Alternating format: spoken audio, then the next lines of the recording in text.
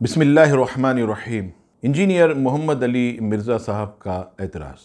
Research paper 2B کشف المحجوب میں حضور صلی اللہ تعالی علیہ وسلم پر حالت سکر کا بیان، اس کا تحقیقی جائزہ۔ مرزا صاحب اعتراض کرتے ہوئے لکھتے ہیں کہ علماء کا نظریہ۔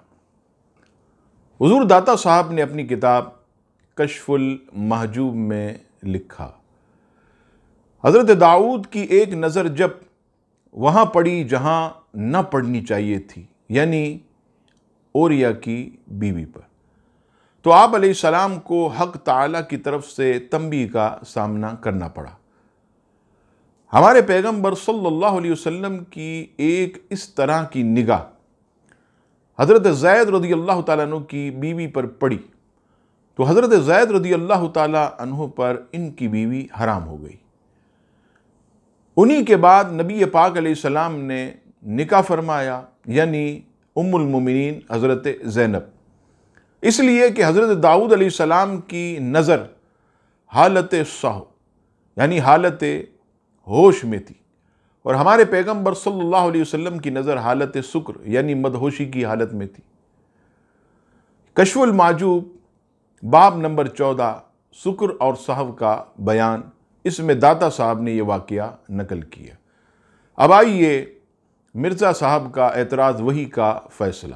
سورہ نجم کی آیت مرزا صاحب نے بیان کی، ارشاد باری تعالیٰ ہوا وَالنَّجْمِ إِذَا هَوَىٰ مَا ضَلَّ صَاحِبُكُمْ وَمَا غَوَىٰ وَمَا يَنْطِقُ عَنِ الْهَوَىٰ إِنْ هُوَ إِلَّا وَحْيٌ يُوحَىٰ۔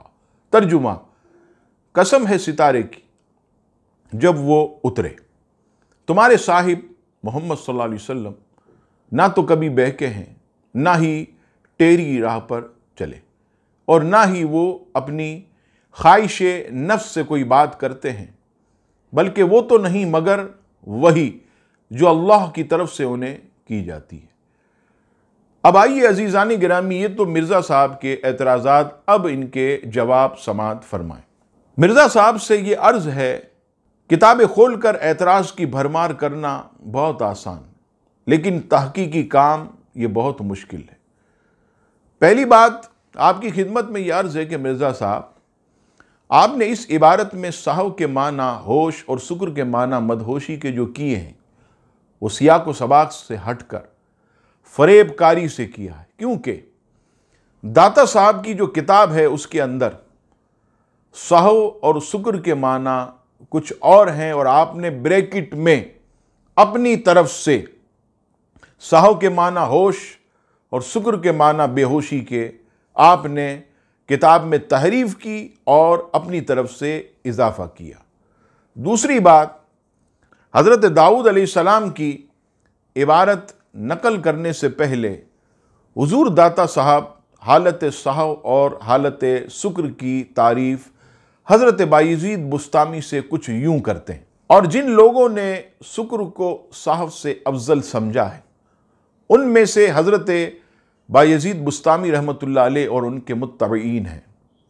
وہ حضرت بایزید بسطامی سے کہتے ہیں کہ سہو صفیت آدمیت پر تمکین و اعتدال کی صورت پیدا کرتا ہے، اور یہ اللہ تعالیٰ سے حجاب اعظم ہے، اور سکر آفت کے زائل ہونے، صفات بشریت میں نقص آنے، بندے کے اختیار و تدبیر کے چلے جانے، معنوی بقا کے ساتھ حق تعالیٰ میں بندے کے تصرفات کے فنا ہونے اور اس کے قوت کے فنا ہونے سے جو بندے میں اس کی جنس کے خلاف ہے۔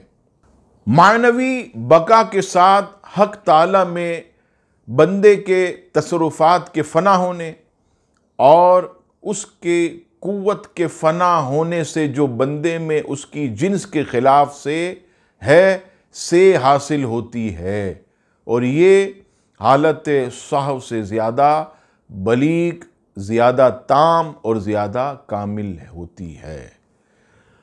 چنانچہ حضرت داؤد علیہ السلام حالت سہو میں تھے تو ان سے ایک فعل صادر ہوا جسے حق تعالیٰ نے ان سے منسوب کر دیا، اور فرمایا سورہ بقرہ آیت نمبر 251۔ اور داؤد نے جالوت کو قتل کیا، اور مصطفیٰ کریم صلی اللہ تعالیٰ علیہ وسلم حالت سکر میں تھے، چنانچہ ایک فعل آپ صلی اللہ علیہ وسلم سے صادر ہوا تو حق تعالیٰ نے وہ فعل اپنی طرف منسوب فرما لیا۔ اور سورہ انفال آیت نمبر 17 میں ارشاد باری تعالیٰ ہوا، وَمَا رَمَيْتَ إِذْ رَمَيْتَ وَلَكِنَّ اللَّهَ رَمَا۔ اور آپ نے کنکریاں نہیں پھینکی جب آپ نے پھینکی، لیکن وہ تو اللہ نے پھینکی، یعنی اللہ تعالیٰ نے اس فعل کو اپنی طرف منسوب کیا۔ پس دیکھیے کہ بندے نبی پاک علیہ السلام کا بندہ حضرت داؤد علیہ السلام کے درمیان کتنا فرق ہے۔ ایک بندہ حضرت داؤد علیہ السلام جو اپنے وجود میں قائم تھا اور اپنی صفات سے ثابت اس کے متعلق ارشاد ہوا کہ تم نے قتل کیا، یہ اس کی کرامت کا اظہار تھا۔ اور ایک وہ بندہ نبی پاک علیہ السلام ہے جو حق تعالیٰ کے ساتھ قائم رہتا تھا اور اپنی صفات سے فانی ہو چکا تھا۔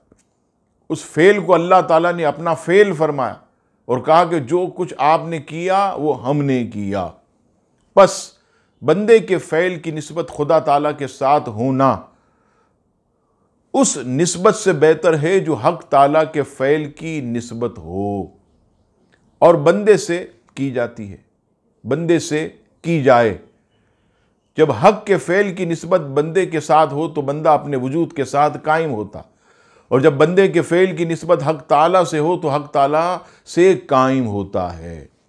جب بندہ اپنے وجود کے ساتھ قائم ہوتا ہے تو اس کی حالت وہی ہوتی ہے جو حضرت داؤد علیہ السلام کی تھی۔ ان کی طرف نظر اس جگہ پڑی۔ یہ حضور داتا صاحب نے بیان کیا۔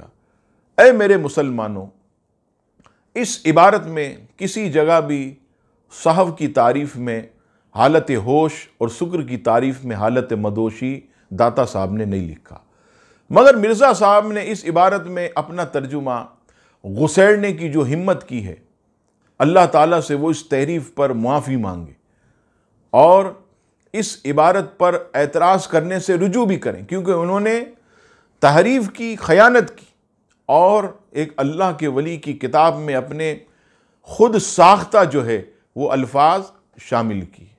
تیسری بات، حضور داتا صاحب نے کشف المحجوب میں سکر اور سہو کے باب کے بالکل شروع میں لکھا ہے۔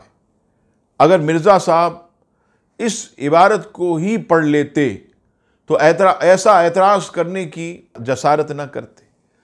حضور داتا صاحب فرماتے ہیں کہ جان لے اللہ تعالیٰ تجھے سعادت دے کہ مکر و غلبہ کو ارباب معانی نے اللہ تعالیٰ کے غلبہ محبت سے عبارت کیا، اور سہو حصول مراد سے عبارت ہے۔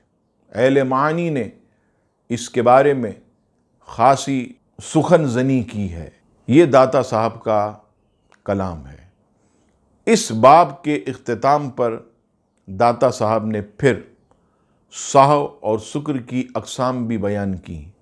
اگر مرزا صاحب ان اقسام کی بحث ہی پڑھ لیتے تو ہوش اور مدوشی والا ترجمہ یہ اپنی طرف سے ہرگز نہ کرتے۔